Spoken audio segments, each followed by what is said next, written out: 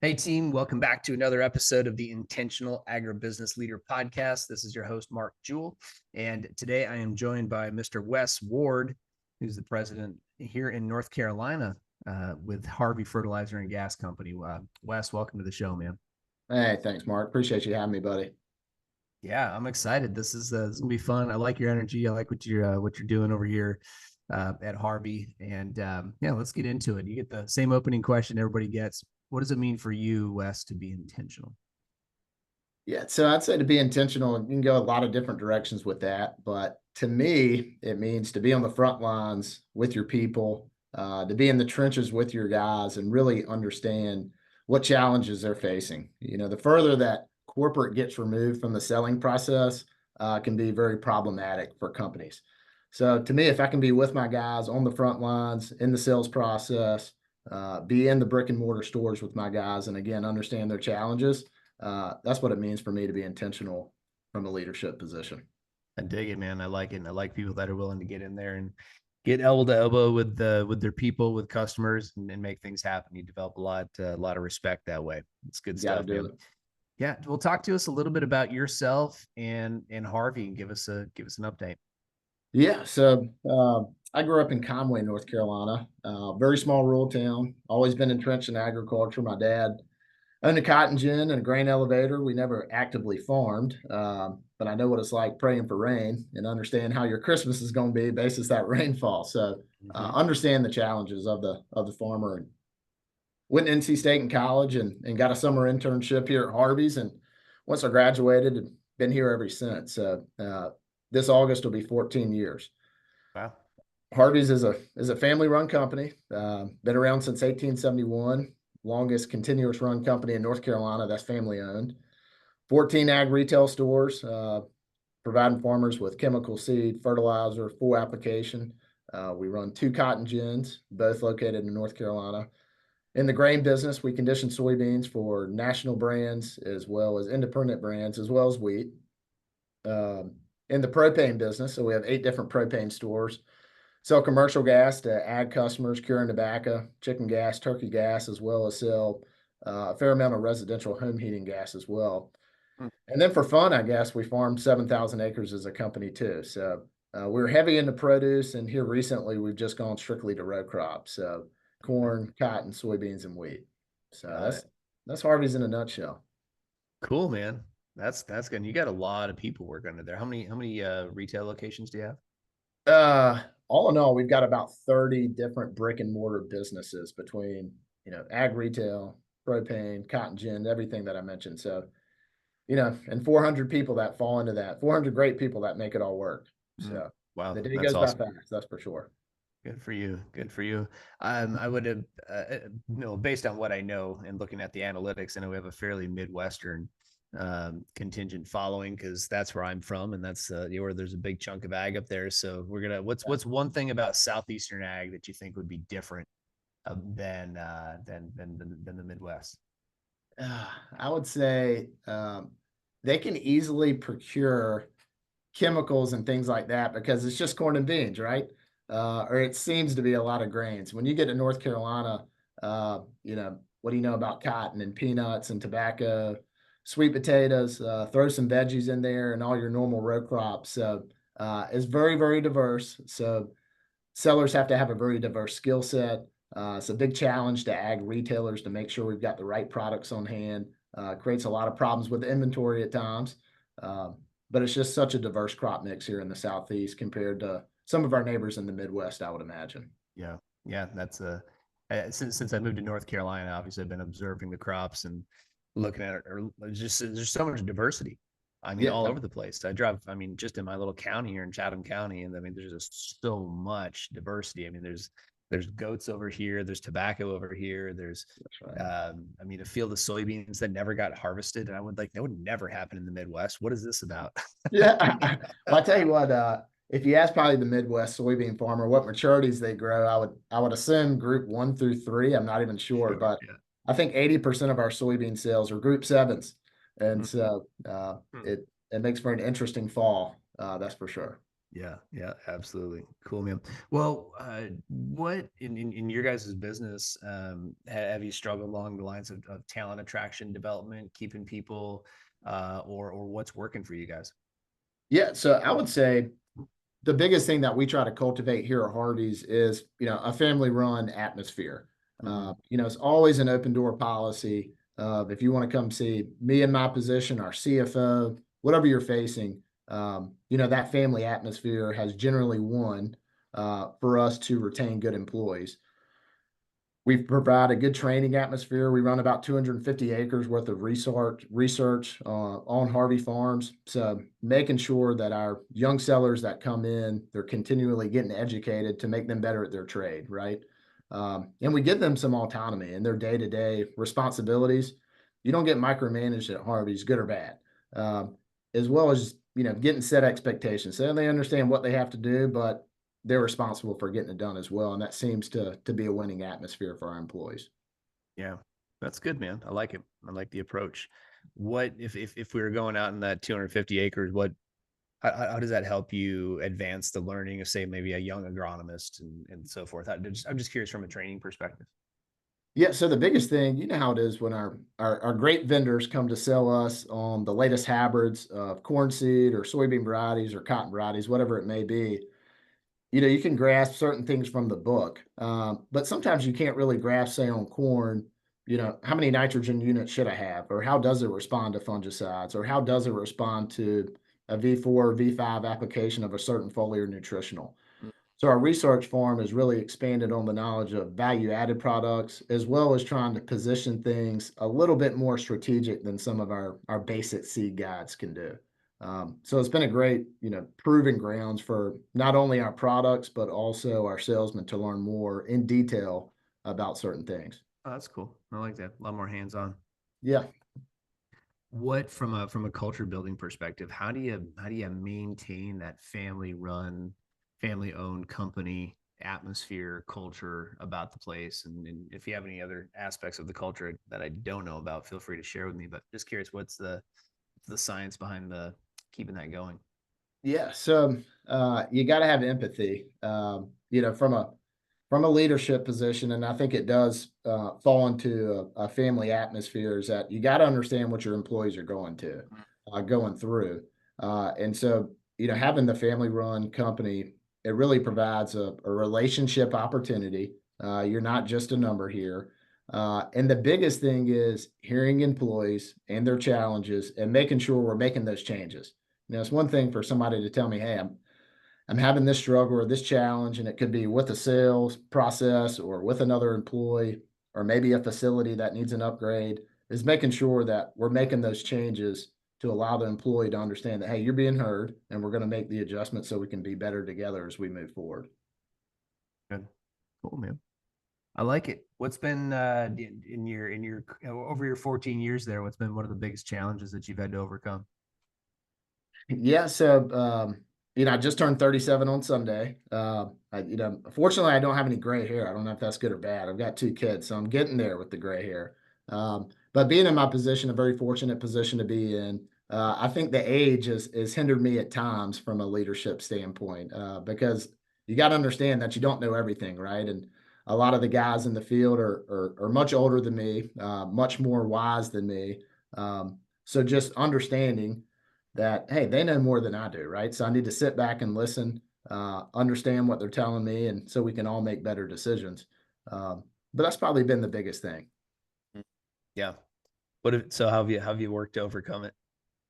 Um, I think I've done a lot of research and work outside of the normal 8 to 5 business hours to really understand what they were trying to tell me, or to really dig into the financials, or go to the farm gate and meet a lot of their customers with them to hear it firsthand, to really make sure I understood what they were telling me to understand that. Yeah, that's good. I mean, it can be a daunting challenge. I think a lot of people would shy away from that opportunity to take on, to preside over. That's what I guess it means to be the president, right? To preside over an organization that numbers 400, sometimes 450 seasonally. Yeah, yeah, That's a lot of souls to take care of, a lot of people that, a lot of big responsibility.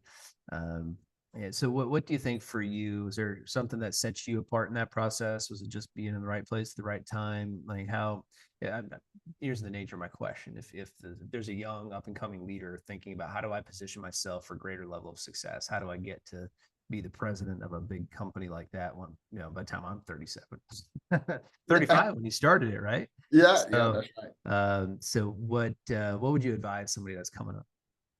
I would say you got to be ready to work really hard. Mhm. You got to stay very organized, and you've got to be a great time manager. Mhm. And you've got to understand when you make mistakes, to understand to have a little bit of humility along the way, and things will work out. But first and foremost, you got to work hard, and you got to want to do it. And you got to be interested in your trade outside of work. You may have to go home and research a few things from time to time, right? And work the weekends, but it can be done, and it can be very rewarding. Mhm. Yeah, that's good, man. I mean, at the end of the day, if you're old enough to be president, any of us should be old enough to run a 400 person organization. Yeah, that's exactly right. That's Yeah. exactly right.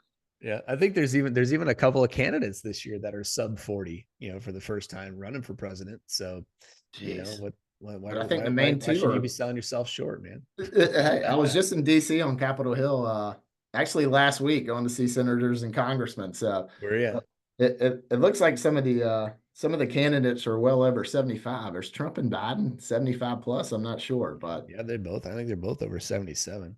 yeah. So yeah, that part is wild. We do need some fresh blood, yes, in politics, but also in the industry. So it's it had to be fairly forward thinking of the leadership at the time at Harvey's, right, to make that investment in you and give you the reins. So Yes. And fortunately that was the case. So mhm. Awesome, man, good stuff. What what's been one of your biggest wins since taking the role?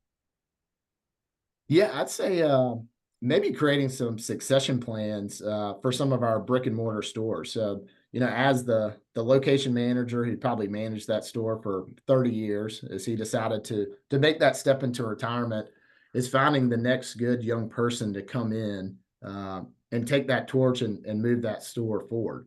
Uh, and as you know, in agriculture, the average age is probably older than 37 or maybe 45 or maybe even 50. Um, so trying to find that good young guy to come in, understand the farmer, understand the Harvey's culture, and create that succession plan has been really rewarding. So, and I think we've done a pretty good job of that. Nobody's perfect, but we've created that in several different stores. Yeah, yeah, good for you, especially good, in having that local presence, that being so important. I do believe I think it's more important here in the South than it is, say, back in Nebraska or Iowa. Not that having a location is not an important thing. That's not what I'm Mhm. saying, but culturally, right? Speaking, I mean, there's a little bit more touch and feel here. Yeah, exactly. That That's you, really you important. It's a little bit slower pace. Yeah, yeah, that's exactly right. So there's a lot of I wouldn't say hand holding, right? Because that sounds derogatory, but there's a lot of work and nuance that goes into pulling it through, right? And again, that kind of goes back to being in the trenches and on the front line. So you got to want to do it. Good stuff, man. Who's been somebody that you've looked up to over the course of your career that you've admired? Yeah, I would I'd be remiss if I didn't say my dad. My dad he owned a cotton gin and a grain elevator as I was coming up, and I think I probably didn't see it then, right? And nobody does when you're at a certain age. But once I got out of college and had the opportunity to learn more about business, specifically here at Harvey's and how it is to be an independent player in the ag space, I learned how hard it is to stay in business.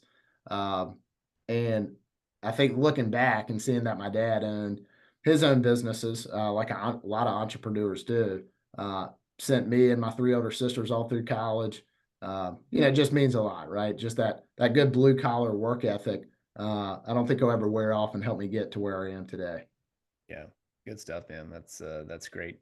Definitely been our most common, at least of my male podcast guests. That's been the most common. Is our fathers, and I probably would say the same thing. I mean, he taught me how to think differently, and that's Yeah, why I can do what I can do. And that's one of the reasons anyway. Yeah, And exactly. yeah, we definitely owe a lot to our dads. So No doubt. No doubt. good. You That's got a for couple sure. of kids of your own? I do. My little boy Woods is 3, and my little girl Grace is 1.5. So And it's nothing like getting home from a long day and seeing them, right? But it's nothing like them going to bed either. So it's a ton of fun. We're very blessed to have kids. It took us a little while to have our first, but that's a lot of fun. So yeah, yeah. I mean, you're just getting started with it, but yeah, that's yeah. Hey, that's and cool.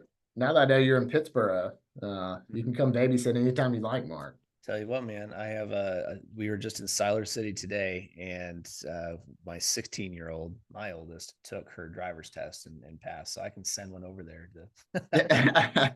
she'd be looking for some gas money. But Yeah. yeah, I love that age. I've loved every age of being a dad, and now it's just getting to that phase of some there's a couple guys here in North Carolina that do some they're real estate guys, but they do some business coaching called the Benham Brothers. I like these guys. My wife and I follow them, Hmm. and they talk about there's 4 different stages of parenting, but these also apply to your relationships. I think with workers too, in some ways. And so in the beginning, we're the stage that you're at right now is the babysitting phase, right? When Right. a kid is first born, you're a babysitter. You just have to watch over everything. Yeah. Okay. Yeah. Yeah. Culture is like this too, by the way. So you can draw correlations between running a business culture to being able to do to walk it through these 4 stages. So when you're first starting culture or you're trying to make cultural change, you have to babysit it because Hmm. otherwise it craps out and very, very quickly. So next you get to the referee phase. Okay. So the referee phase is just the phase where you're like, hey, don't do this, don't do that, right? You're just trying to keep them um, you help them get along. Yeah. Right? Yeah. So kids go through that, culture goes through that, right? So you go from babysitting to refereeing, and then if you do a good enough job of being a referee, then you get to the coaching phase, right? And Yeah. so now this I'm loving this phase the most because that's where I'm at with my girls, with all my kids right now. I'm coaching, like coaching her how to drive, coaching this, like helping them Sure. learn how to manage money, helping them learn how to talking through like, hey, what do I want to do after high school? Do I want to go to university? Does that make sense? I want to go into business for myself. Do I have to have a degree for? I mean, it's all the stuff we're coaching through those decisions right now because she's about to be a junior in high school. And the goal though in all of it is to get to the partner phase. Right. And so if we do a good enough job at stewarding our kids and our cultures and our employees at those first 3 phases, then we get to get into true partnership, right? Hmm. Which is there's a mutual dependence. Like they're not dependent on you, but there's a mutual respect and dependence, and we can depend on each other to show up and be there as needed. And if we can build cultures within which people are truly partnering and supporting each other, because to be a partner, right, means like I'm there for you and you're Yeah. there for me. And we Yeah. depend on each other. We're not codependent. We're not, but we are, we're independent beings and creatures, but we really do have um, there's a symbiosis, between these things. And the goal is to get that. And that's when obviously in the history of Harvey's, there must have been somebody who thought this way because if you got the oldest or the longest running independently owned business in the state of North Carolina since 1871, Yeah. somebody had the forethought along the way about how to keep that going, Yes. you know? Yeah. That I would say they definitely did. And I think Felix Harvey had a big piece in that. And I wish I could reference more stories of what he did to piece this business together to keep Yep. the stickiness within the business. But talking about your daughter and building some of those things is, the best locations that Harvey has, and I would imagine any business throughout North Carolina, no matter the trade, is when that group of employees, those 10 or 12 females and males get together pretty well, and they're all pulling in the same direction, Mm-hmm. those stores always have the most success, right? Yep. You get one bad apple in there, one guy with a certain agenda, and it sure does put a wrinkle in things pretty quickly, right? Uh, Mm-hmm. so if you can get folks pulling in the same direction, that means a tremendous amount from a sustainability standpoint, anyways. Absolutely, man. Absolutely. Well, in the midst of all of it, do you get any time to read, listen to podcasts? What do you read? What do you recommend? Yeah, so I just finished a book called The Right Call. I'm trying to think who read that book. Maybe Sally Jenkins. But I'm a big sports guy, right? Always been pretty competitive growing up, and so The Right Call is a fantastic book that references work as well as sports, and it ties the two together. And the main thought is throughout those various stories is nobody is born to be great, right? Mm, Hard work and persistence gets people to where they are. So when you think about Tom Brady and all these high level elite athletes, hey, those guys work their ass off to get where they are, right? And nothing comes to you easy. And obviously, you could relate that to your business, or I could relate it back to my business that you got to want to do it, and you got to outwork the next guy beside you, or the next competitor across town to earn the business that you want. So that- that's a great book. And I just started to listen to our CEO, John McNary, said I should listen to the Elon Musk book or read oh the yeah. book. And so I'm a few hours into I don't guess it's a podcast, but the book on tape. And I don't think I want to work as hard as Elon Musk though. I don't want to sleep under my desk. He's And I don't want operating to on a be that different level. brazen in my leadership style, but he figured out a way to get it done. Yeah, a little bit different style there, and Yeah. Yeah. different lifestyle too. But definitely have to admire what it certainly puts into perspective what one is capable of, It's true. right?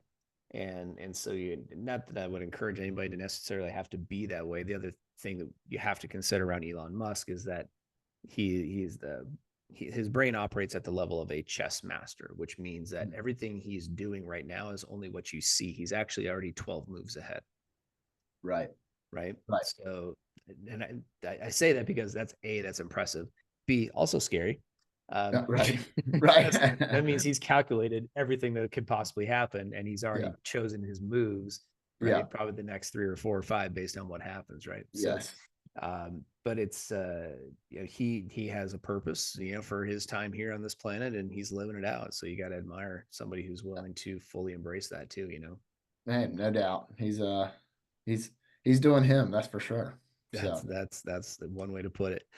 All right. So what, Wes, when it just comes to I know you're working hard. You got a lot of people depending on you, but you got to find time to do things to keep your energy up. So what's your practice? How do you keep that energy up?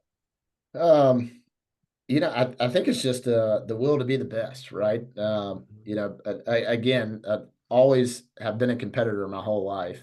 So I've always wanted to be the best. And when I think about Harvey's, I should say, being an independent player and in the ag space and consolidation is somewhat rampant. You always have a little chip on your shoulder, right? Kind of always being the underdog to a certain degree. So I think if you've got the will to be the best, and you got a little chip on your shoulder, then I think that'll keep you fired up. And there's enough competitors in this business you better keep your energy up, or you'll get knocked in the chin pretty quick. Yep. So Yep. Absolutely. Good stuff. Got to know you. I like the clarity about that, right? Because the yeah, clarity is power, buddy. yeah, no doubt, no doubt. Good stuff. What's the biggest thing for you that you want to improve on this year? Um, I really need to quit chewing tobacco. So, but that's a personal deal, right, Mark? Yeah, So no, that's good. That's great. yeah, so I would probably say, answering the telephone call, and you say, "Wow, Wes, if you're the president, you got to answer the phone, right?" But it's not calling people back within that afternoon or that morning or by 8 o'clock at night, right? I think it's just when you're doing everyday task and you feel like you're busy and you feel 30 to 50 phone calls a day would not be a tremendous amount during the busy season, right? Is maybe stopping that small task and just picking up the phone. Mhm. Because when you call somebody, sometimes it feels good when somebody picks up on the second ring, right? Yeah. And they don't not pick up the phone. It just sends you a text back saying, "Hey, I'll call you in a little bit." So I'm trying to be a little bit better. Hey, let me just pause what I'm doing and let me answer and field a 2-minute conversation, right? As opposed to having a backlog of phone calls back at 6:30 at night. So, Good stuff, man. and I'm doing Good. okay. Yeah. Love it.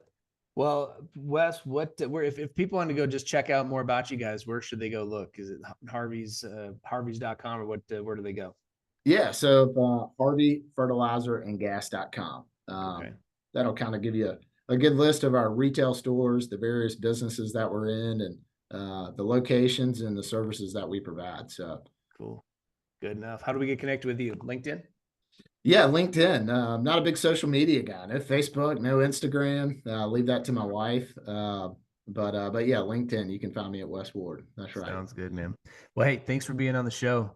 Cool to learn about a historic company in agriculture and in North Carolina. You helped me learn a little bit more about my new state, and love the energy, love the vibe, what you guys got going on, man. Hey, Mark, thanks again for having me, man. Thank you.